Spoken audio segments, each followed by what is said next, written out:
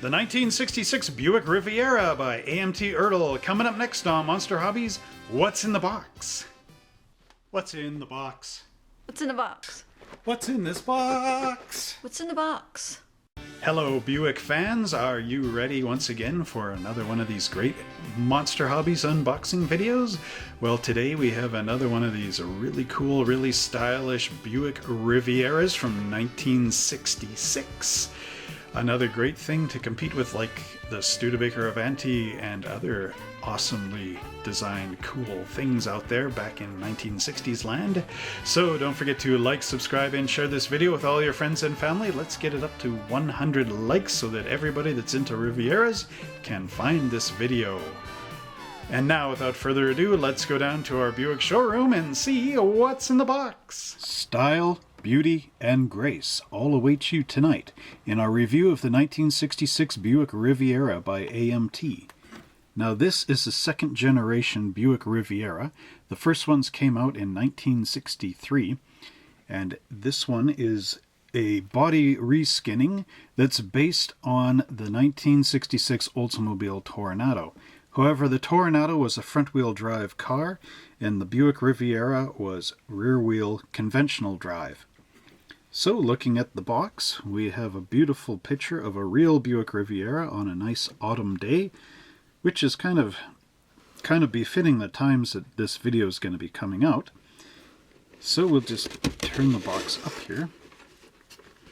And now this kit was designed in 2000, and this was at a time when AMT was competing with Tamiya and Revell and Monogram, and they were coming up with some really amazing, excellent kits. This car has 90 parts in it. It's a skill level 2 kit for ages 10 and up. Requires glue and paint. Now, unfortunately, this car model was part of the things that got ruined in the High River flood. So it didn't ruin the box, but I had to store it by a window, and some of the color has faded off, as you can see here. You see it's nice and silver in this part, but kind of pinky and washed out here. That was the side that I had to face to the window. However, we just zoom in here on this panel. We can see it says it's a factory stock replica, separate frame and suspension, detailed 425 cubic inch V8 with dual quad option. And then we have French and other languages here. And we get this nice side view of our model on this side of the box.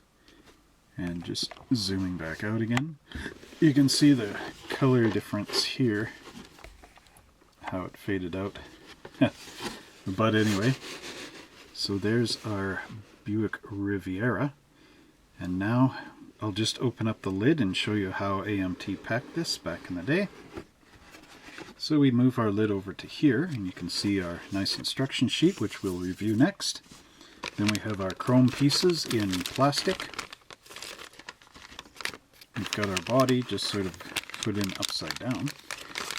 This time around there's no cardboard in the windows to protect the roof from getting squished. We've got a nice little old replica folder so you can subscribe. It's a bi-monthly magazine for ERTL and Racing Champions collectors. I'm not sure if this exists anymore since everything now is online. We have these nice white wall inserts. Our glass, packaged again in a bag so it doesn't get scratched. And then we have our gray plastic components. A rubber band, interesting, unusual. And then we've got our red taillights, our new for 2000 AMT tires, and last but not least, our little tiny decal sheet, which is stuck in the side of the box. Raj, I'll take that out and we'll review it later. So now, let's go and see what our instructions are.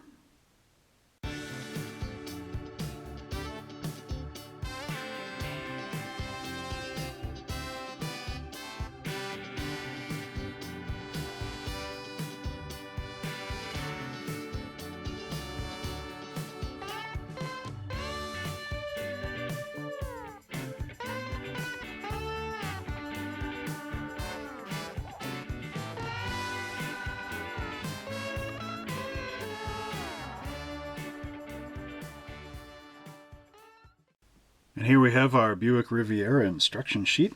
And this again is one of the nicer instruction sheets, more modern from some of the other ones. And it opens up this way and then folds open like this with another panel back here, opening that way for a 3-page fold out, and of course front and back. So we will just zoom in.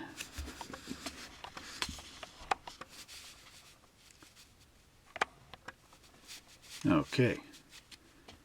So right away we are confronted, confronted is a strong word, we are confronted with our Buick Riviera instructions, and of course we got the nice picture of the real car on that nice autumn day, just like on the front cover. We have our specifications. The engine is a 425 cubic inch V8, 360 horsepower. This is the last year of production for the Buick Nailhead V8. 179 were built of the V8. The transmission is a 3-speed automatic Super Turbine 400. The heavy-duty suspension. In the front we had independent ball joint, link type stabilizer bar, and a coil spring. And in the rear we have a 3-link and tractor bar, coil spring, 3.42 posi drive traction rear axle. The brakes are power drum front and rear. Wheelbase is 119 inches. The overall width is 78.8 inches. The overall length is 211.2 inches. The shipping weight is 4,180 pounds. 1966 total Riviera production was 45,384, and the 1966 base factory price was an astounding $4,424. So quite a good bit of history. As we go into the next panel down here, this is of course the read before you begin, and if you have any problems, just phone this number. Of course, this is a bit different now, but anyway. Okay, so let's take a look at our first panel. And here we have the first half of the assembly for our Buick. We have the 2-cylinder heads right here and here. And this time, unlike some of the other instructions I've reviewed, they show both sides, left and right, of the engine going together. Now here we have our engine block hooked up to our transmission. And it's nice that they actually have the indentations for the cylinder heads inside the engine block. We have our oil pan here and our front cover. Now it does say to paint them orange, but I have seen Rivieras in red, so it could be a very red orange, if you know what I mean. Alright, that's our first panel.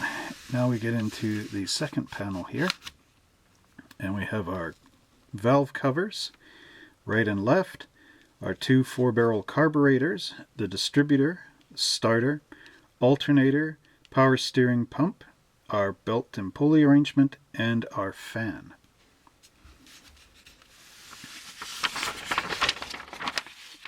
Our next panel, of course, shows our Buick wheels. And here we have the tire and wheel assembly. You assemble 4 as shown. So we have our wheel retainer and our wheel back, or they call it the inner wheel. The black vinyl tire, the white wall. This is an insert, and what they say here is paint the recesses flat black and the rest of the white wall is white. So this is not a full white wall like in the 50s, it's actually a narrow white wall. So you need to paint the inner portion of this black to match tire, of course. And then here we have our Buick wheels, and of course you're painting the inside bits between the blades, you're painting that flat black. And if you're really skillful, you can paint the Buick chevron inside on your wheel ends. And then here we have all our body colors and the interior colors that match. And there's our strato cloth and vinyl bench seats. Madrid grain vinyl with cloth inserts. So you can see a lot of research went into the making of the instructions on this model kit so that we can actually build our model precisely the way that GM did. So we have a Regal Black. You can have a green, blue, white, and black interior. And then okay, so that's Strato vinyl bench seat, all Madrid grain vinyl. Strato cloth and vinyl bench seats. So you could, okay, so you would also have a cloth and vinyl seat. So blue, plum, and black. And it goes on and on. You have Regal Black, Riviera gunmetal, which was a special color. It only had a few interior options. Astro Blue, Midnight Blue, Riviera Gold, another special color. Verde Green, Turquoise Mist, Shadow Turquoise, Riviera Red, another special color. Riviera Champagne, another special color. Riviera Plum, another special color. Shell Beige, Silver Mist, Riviera White, and Riviera Silver Green, both of these being another optional color. Carpeting is keyed to interior color except when interior color is white. Carpeting, dashboard, and steering wheel column wheel should be black. So there is your Riviera painting and interior match. And now we go into the interior on our instructions.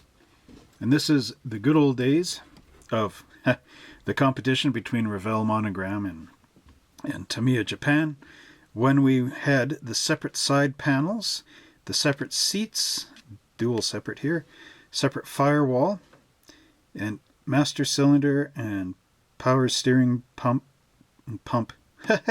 master cylinder and brake booster, pardon me, and our steering box, and then of course we have our steering column and steering wheel, and this is model kit perfection, all sitting on a separate chassis end here.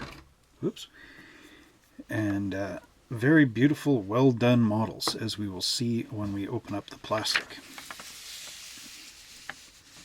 Oh, and this kit, unlike the other two modified stalkers that I reviewed a little while ago, every part in this kit has a purpose. There isn't something extra that got added in, through the production run and then has nothing relating in the instructions.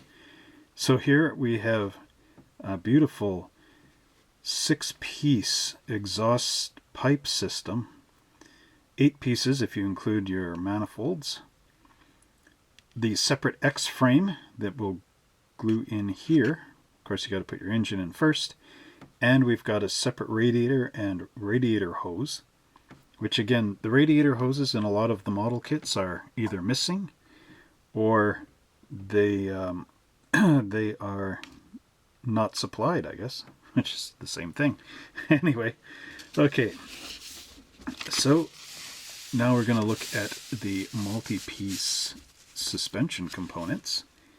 For the rear suspension, we have the drive shaft, which will go onto the end of your transmission, which will mat up onto the rear axle, which has independent shock absorbers, a rear differential cover, a stabilizer, and right and left trailing arms and upper control arms all in here, all mounted onto the coil springs which drop into the frame. And up front we have our front sway bar going in, and then as we turn this over,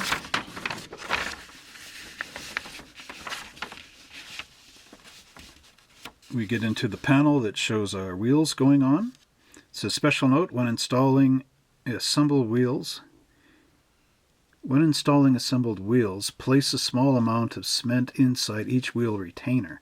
So this is a beautiful thing, because with the glue going into the wheel retainer, these ones will not squirt out accidentally and glue your wheel solid to your axle. Okay, so you'll still be able to rotate your wheels. Then here we have our front suspension going in here with the left and right hand spindles. It is very easy to make your own tie rods for these things and have posable steering. There's the front springs and our upper A arms all going together with our wheels going all the way around. Then we get into the wonderful body being assembled. And here it shows the rear red taillights going into the rear bumper, the license plate going in there with a decal, the front grille, and the hood. Okay, that's interesting. Yeah. Alright, and there's the license plate thing here. And then we've got our windshield and the mirror, and our rear window going into our body. And it even shows you engine compartment and fender wells were body color.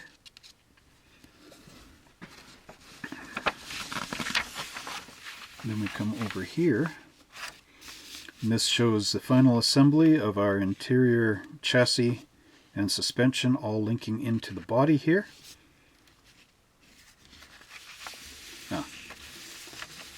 I made a little mistake here. This is not hood, this is hood trim. There's a hood trim goes up on the front bumper. Okay, just to clarify, because here is our hood. I guess I just didn't see it from the angle I'm standing at. So we've got our hood goes on here, and our air cleaner. This has the heater hoses, which are also a missing thing in a lot of the model kits, and our upper radiator hose. And then we have our battery going in here. Battery is flat black, the caps are yellow, and the terminals are lead, or an iron color for your paint. And then we have our two side mirrors going on. So a lot of care and detail went into these instructions for our 66 Buick Riviera. So let's see if that same care and beauty has transcribed into our plastic pieces. Now here's our redesigned Buick Riviera body for 1966, which shared the E-style body with the Oldsmobile Toronado. And as you can see, this is an amazing model kit. The designers that made this for AMT at the time, I thank you very much for such a beautiful kit, and for all the kits that came out in this era, which was truly the last of the exceptional model kits. So, our Riviera, if you notice here, actually has a indentation piece where the bumper would glue on, right in there, which is beautiful. Okay, we've got our nice scripting on here, and our molding. Sorry, and there's our door handles, which are nicely pronounced and very crisp in detail. We have the rear grille in here by the trunk lid. And of course, we also have more emblems on the back, the actual keyhole for our lock for the trunk. You can see the beautiful graceful lines that Bill Mitchell and the designers at GM at the time had for this car. Beautiful work. Our windshield wipers are molded in with the nice grille in here. Then we also have our fender aprons, which have the right type of shape inside, as well as our radiator support and the hood release catch, all molded in here for a very beautiful model. And if we turn it upside down, you can also see the roof has a proper headliner, as well as sun visors and the little dome lights in the back here on our B-pillars for our roof. Now, there are some mold marks in here. There's one that's sitting up on this side and one that's sunken on that side, as well as two under here. But where they are in relation to everything should be covered over by the chassis, although you still might want to file these flat just in case it sits up on the one side here in the final assemblies. So again, very beautifully done, and thank you, old AMT, for giving us such a wonderful model. Now, one thing I'm just gonna show everyone here. There's our Riviera hood,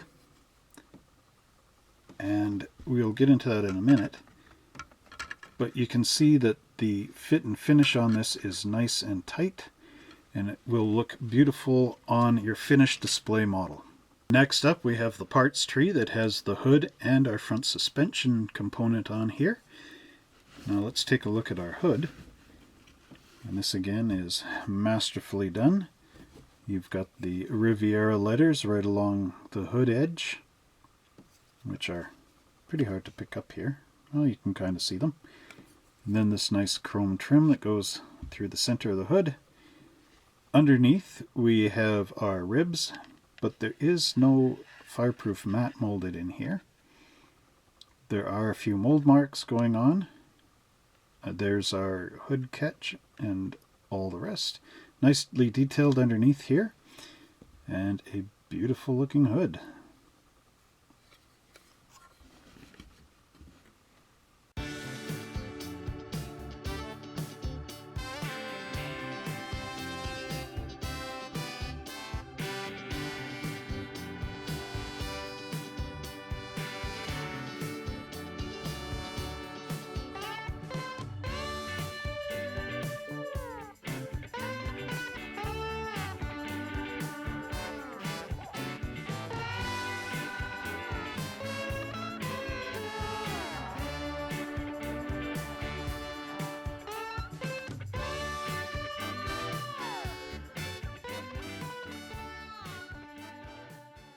I suppose I should also mention the control arm, since I forgot that.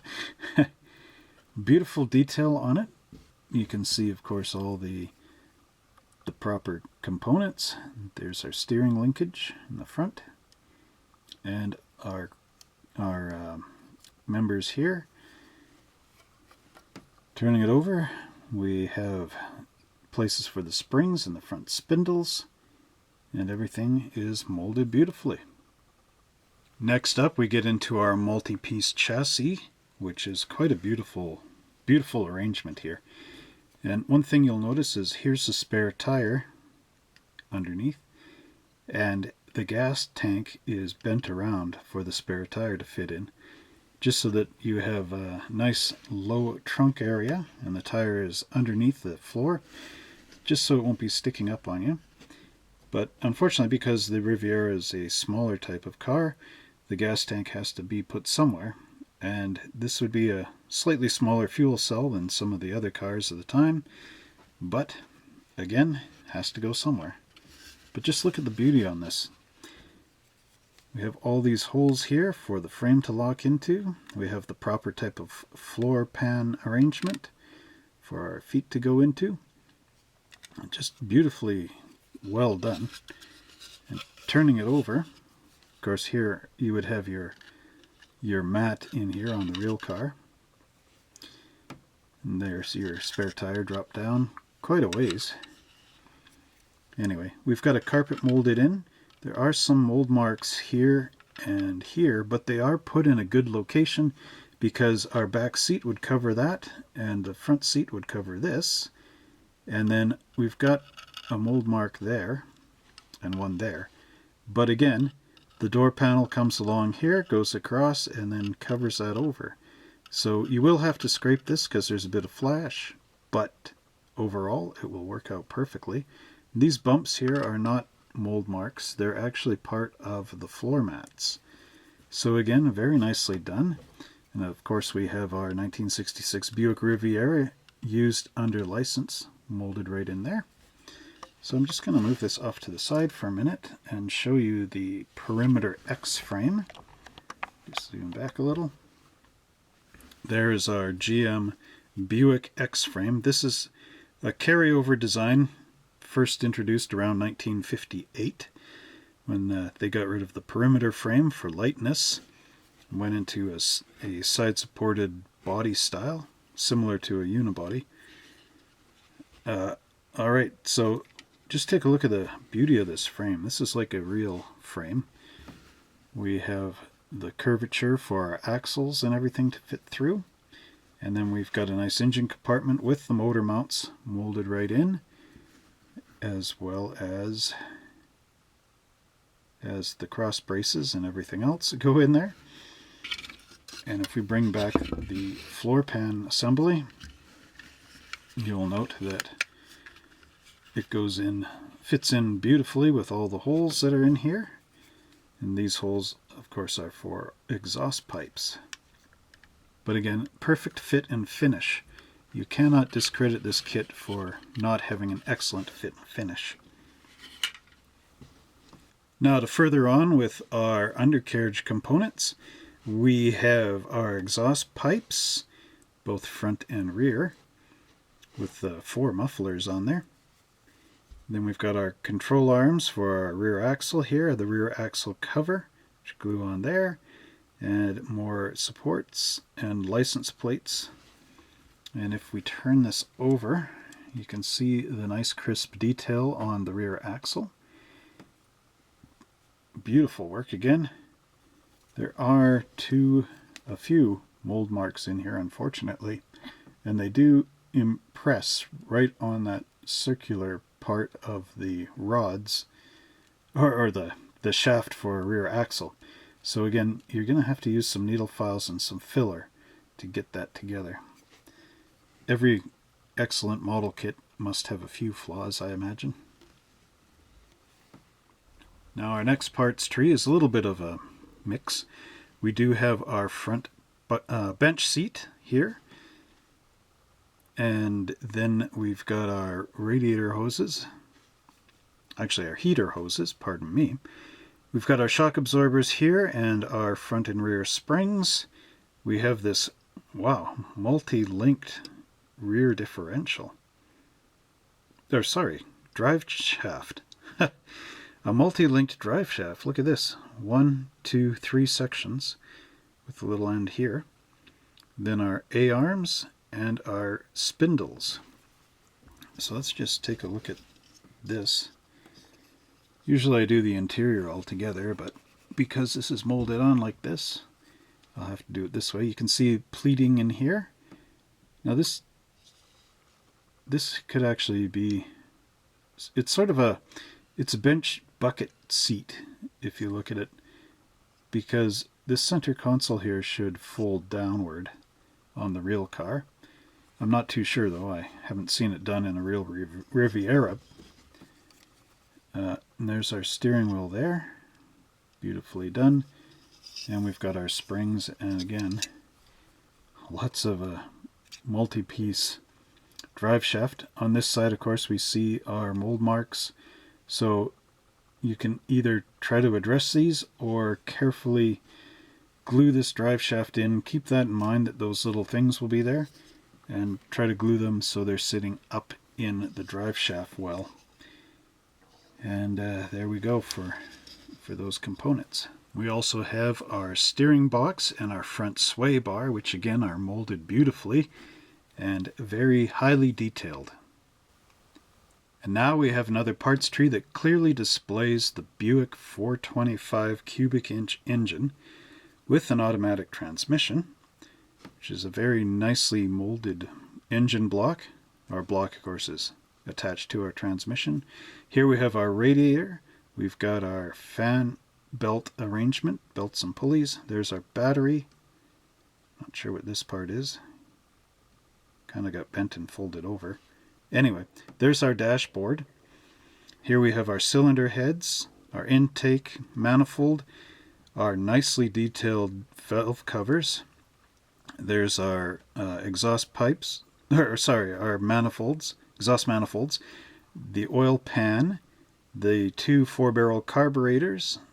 One of these is, there's our power steering fluid, as well as our alternator and the starter. And there we have our nice firewall with all the wires molded in and the blower assembly for our fresh air.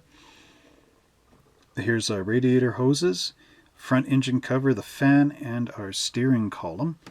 And now I'm going to bring these up to the camera so you can see the amazing detail. You can see all the rocker arms sitting in here, and of course our spark plugs along the bottom. There's our beautifully molded motor with the frost plugs in there, which is really cool, really nicely designed. There's our radiator, and you can see our dashboard here. My hands can stop shaking. It's got the long speedometer in there, as well as all the other features. The big glove box right there. Very nicely done. Again, same with the dashboard. Excellent work. This was at the time when AMT was at their height. We turn that over. Look at the timing chain cover and the water pump. Just perfectly done. The only flaw with this is the mold marks, which unfortunately you just can't get around. But look at in the carburetor, you can even see all the jets in there and everything. Okay, so excellent work. And another thing that was interesting with the kits in this time is that they actually ribbed the back of the firewalls, and not so much in this dashboard, but it gives some extra strength in the plastic, which is quite nice. Oh, and then there's another beautiful thing here. If you look at the engine, there's a ridge inside. I don't know how well you can see that, but there's a ridge inside there, and then on here there's little tabs that stick out just slightly, so that the engine actually interlocks, and there's no alignment pins like in the old days. Usually the alignment pins you had to cut off because a lot of the older AMT kits were used so many times that the alignment pins didn't align anymore. But with this system, it will always align.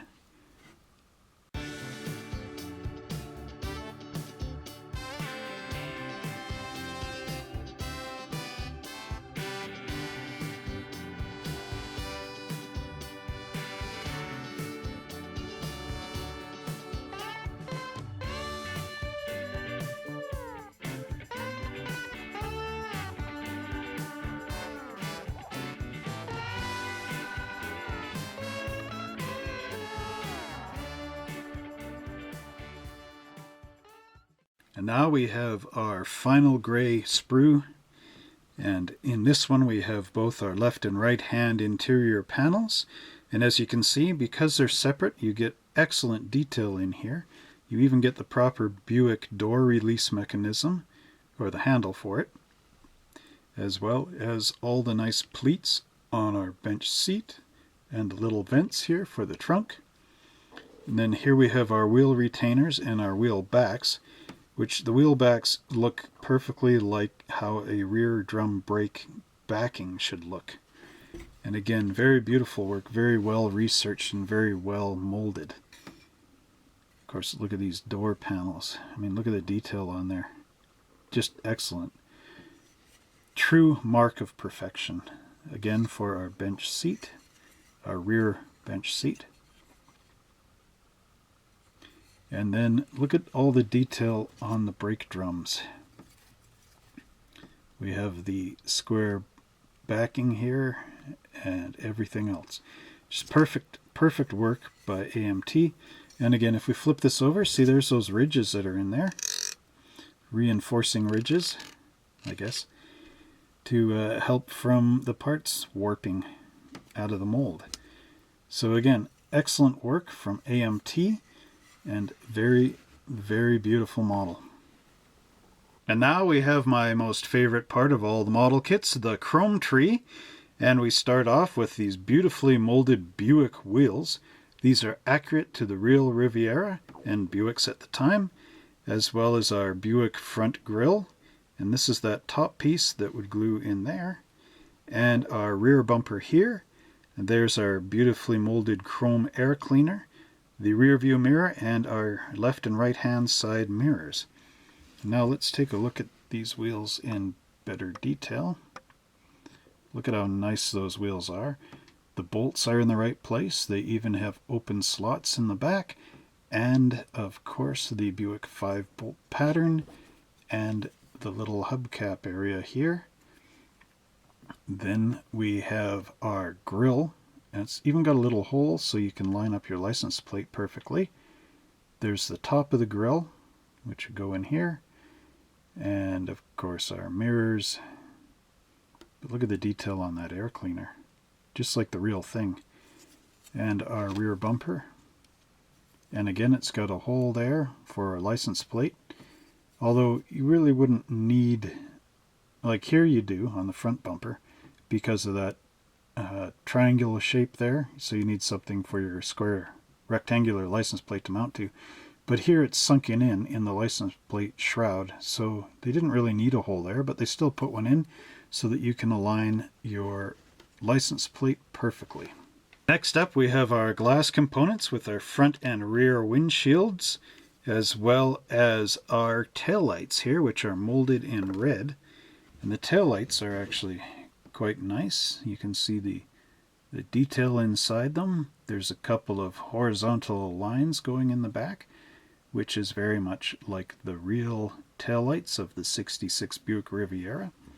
And our front glass actually has a little spot here for mounting our rear view mirror on. And the glass was actually double bagged in the kit, so zero way of scratching it with other parts in the box. Next up we have our Firestone Deluxe Champion tires and the white wall inserts. And again, a lot of care and detail went into these tires. They are very similar to the monogram 1956 Ford Thunderbird type of tires, with this big depressed area for the white walls to pop into.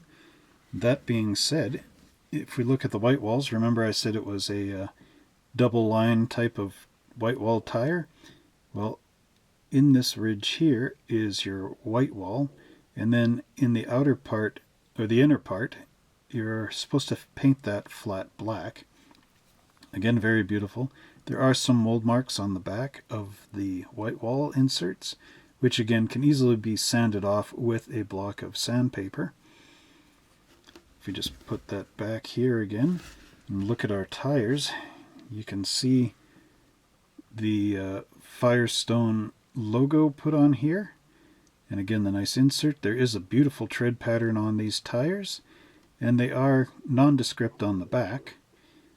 But again, nice and beautiful. Just a little bit of sandpaper, and our wheel spinning tool should be able to make these look like they've actually hit the road.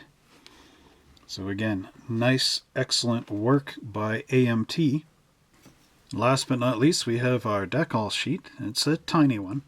There is a sticker here for our air cleaner and a few for under the hood. And then we have a Montana, a Mississippi, and a Texas license plate, both front and back. And that is it for our decal sheet. And that completes our look at the 1966 Buick Riviera model kit by AMT ERTL. Well, model car fans, I sure hope you enjoyed watching this great video of us unboxing the Buick Riviera right down here in the Monster Hobbies showroom. And hopefully you can find one of these out there if you want one in internet land. This one is mine, part of my own personal collection, which I don't want to part with because I want to build it when I retire. So, if you like this video, don't forget to like, subscribe, and share it. Pound the notification bell with all your friends and family so that everybody on planet Earth can see this thing when I upload it. And let's get it up to 100 likes, and until next time, we will see you down here at the Monster Hobbies showroom.